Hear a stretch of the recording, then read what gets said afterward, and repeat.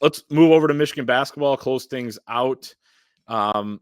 Michigan falls 81-62 at Michigan State on Tuesday. AB, I picked 80-62. I feel pretty good about myself. But Michigan Did you bet it, basketball though? what's that? Did you bet it? I did bet it. I suggested too in our game thread at a certain point when Michigan was leading in the first half that people should live bet Michigan State, because that's kind of how it goes, right? 2 straight games now. Michigan had 2-point leads at the half and, pretty much get run off the floor. This one even worse, but on the road without Doug McDaniel. So a little bit more expected. But I guess, what did you see in the first half? What did you like about the first half? But also, I imagine you had the same thought as the rest of us of Yeah, what I was going to mean, happen next.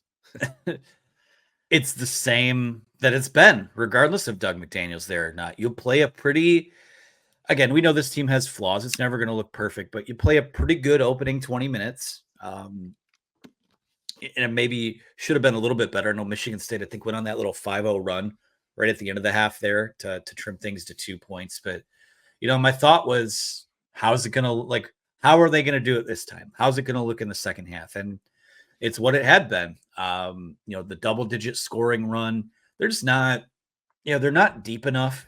They're not, from a details perspective on both ends of the floor. They don't value the basketball. Their zone, they should never play a single possession of zone the rest of this season. And that's That been the zone was case. embarrassing. Yeah. I mean, that's like you're playing 2K and drop the controller to go get your pizza rolls out of the microwave, but forget to pause the game. That's how bad that looks. And it's the same thing every single night out. And, for me, I think the most damning thing about, well, first off, a Michigan State game, regardless of what the teams look like, should never be on a Peacock broadcast. I mean, it's still one of the better rivalries in the Big Ten. And maybe that's why it was on Peacock, because I think it was they want eyeballs. It was scheduled on Peacock for a long time, but it was. That was before the season. But I think the most damning thing, there were 2 things that stuck out to me. One is that nobody, without Doug McDaniel, everyone just expected that to be the case.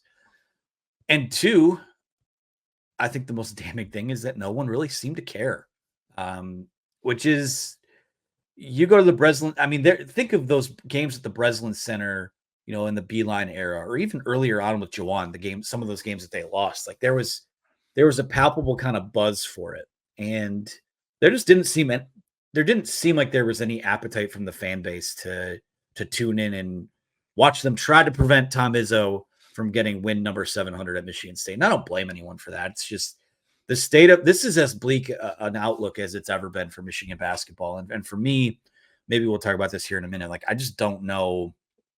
We start talking about what does next year look like? Is Juwan Howard the coach or not? I just don't know what they can come out of this year having hang their hats on and say, you know what, we have this. This is something to build around moving forward, because Clayton, it's just kind of all a disaster, and it really is exhausting. Because it is a proud program with good tradition, and they had succeeded under Juwan Howard, but every time you think they can't go lower, it's just maybe not as low. It's not as bad as losing by whatever it was, 40 at Purdue, but it continues to just doesn't put a dent in anything. It just feels like it just take a little bit of a step back or maintain every night out.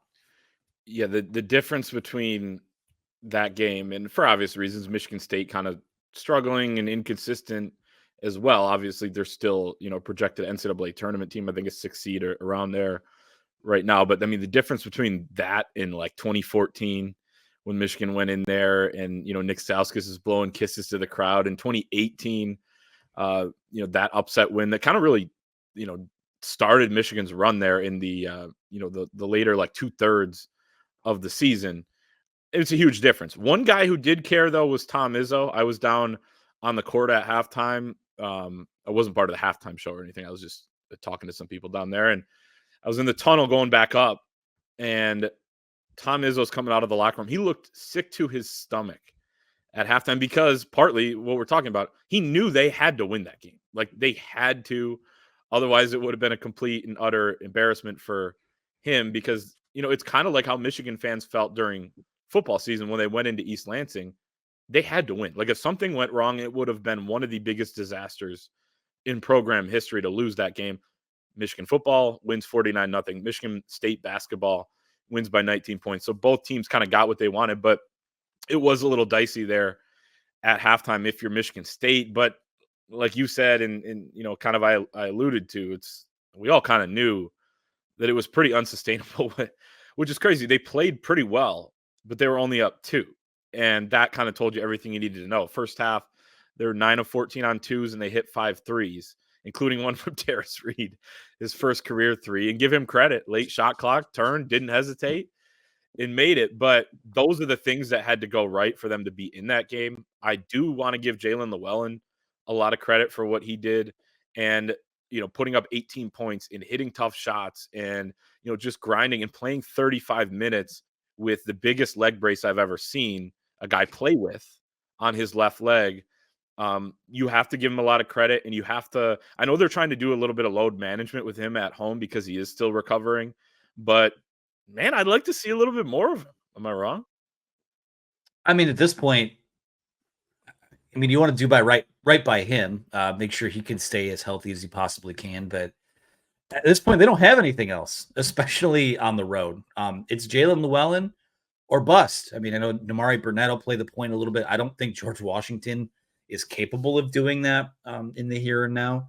So again, with Jalen Llewellyn, if he's got the all clear to go, he's got to go because that's all they have at guard at the moment. So to me, I my brain just keeps going to, and I hate to think this way, but right now this is a Wednesday night basketball team in the Big Ten tournament. They will probably play one of those games, and when you just you zoom out and you take the wide angle lens on everything, being a Wednesday night basketball team in year 5 of a coaching regime is not what anyone signed up for. And you're looking at a situation where I know most of the analytics sites have them finishing around 10 wins or so. Even in the lowest possible expectation coming into the year, I would have thought they could at least, maybe be 13, 14, but this is bad, man. It's pretty bad when one of your takeaways in the first half of the game is, well, gosh, it'd be kind of funny if they did win this game, as opposed to, hey, they're right in there. They're right in there in this. And you play another good 20 minutes. And that's I can't say any win right now is a big win, but it's any win right now is better than having 7 wins, right? It's just, I don't know, Clayton, what the road ahead for this group is. This year, they're going to ride it out as is, but I don't know what the plan is. I don't know whether it's just the same as like football where you hit the reset button after 2020, because Juwan Howard isn't as good of a head coach in his sport as Jim Harbaugh was in his sport. So to me, I don't know, man. And I don't like advocating for people to lose their jobs or things like that, because there is a human cost to all that, but it just kind of feels like we're barreling towards a clear conclusion to all this, in my opinion, but we'll see. You know what is on the road ahead? Saturday's game against Rutgers. Alcohol, baby. Rutgers also took a huge step back this year. They're terrible as well. Maybe not as bad as Michigan, but they're 1-5 on the road. They beat Seton Hall, but they have losses to Wake Forest, Ohio State, Iowa, Michigan State, Illinois. Michigan projected by KenPom to win the game. Doug McDaniel back in the lineup. This is the last game on KenPom that they're projected to win. So you kind of got to get these ones at home when you can against these other bad teams. Otherwise, you're not going to have those 24 hours of decent vibes, right? Gun to your head, does Michigan win on Saturday? Yes. I kind of think can't so. Win on, you can't lose on alcohol debut day. Well, that crowd's going to be riled up and rearing. They'll say, "Hold my beer." Michigan basketball would say. Oh man, yeah. But no, I'm leaning that way too. It just sounds crazy to say anything positive about this team because everything's kind of gone off the rails. But there have been like a couple stretches against decent teams where you're like, okay, especially when they're at home with the full lineup. Where I mean, Rutgers has played terrible basketball too. Sometimes you don't watch it, you look at it in a bubble, but Rutgers can't score, and Michigan can't get stops. So something's going to give on in that matchup. Now Rutgers has a great defense, but it's going to be kind of interesting. I just know that there's someone yeah. out. We've spent about 10 minutes talking Michigan basketball right now, and someone's out there going, "Talk to us about who the special teams coordinator is going to be." But if we knew, if we let knew, them we'd know. discuss it, right? Yeah, we'll see. I mean, you look at the road ahead here. Yeah, it's rough. It's rough after Saturday, so you got to get this one Saturday, or else I think we could have a conversation or else about. What though? There's no there, or Well, else this, or else you're looking at maybe finishing the season 7-24. I'll just say it. right, rather than 8-23. Yeah, it's a big difference.